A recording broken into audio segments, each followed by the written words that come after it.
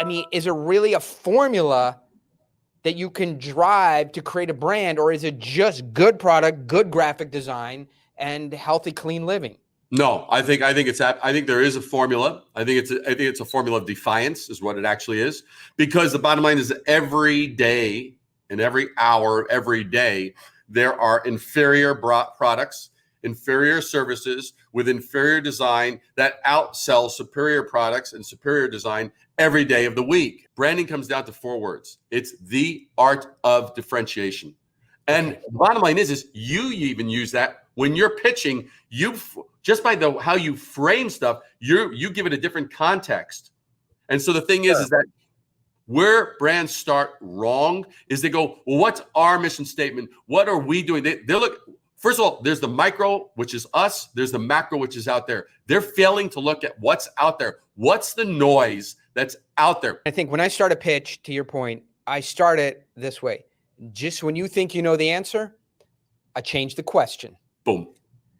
And so it has to start like that. I feel like the counterintuitive or opposite path is the starting point, because I think we think about differentiation exactly the same. What everybody else would say offends me, because I have that now in my mindset.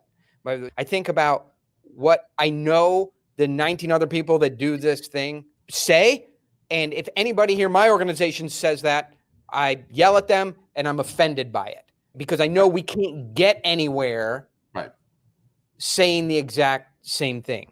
The way I think about branding is we've already made product choices, right? We've already made career choices. We've already made value choices. We've already decided who we are, what we do, how we behave, and really what we are as a product, or what our company makes. And I think about branding, and why I'm frustrated by it is coming in on top of that and going, okay, I can fix how the world sees this. But what you're saying as a branding expert is it starts at the product level, differentiation. 100%. Otherwise, it's fucking lipstick. If you're planning to become a deal maker at this level, make sure to join the Daily Dealmaker. We get into one little piece of this daily. And so you're just stacking and stacking and stacking these tools and tactics and strategies until they come out of you as naturally as they come out of me and the people that I work with. Add the tips, tools, strategies, tactics a little bit every day. And by the end of a year, you'll be a totally different, new, improved person and a very strong deal maker.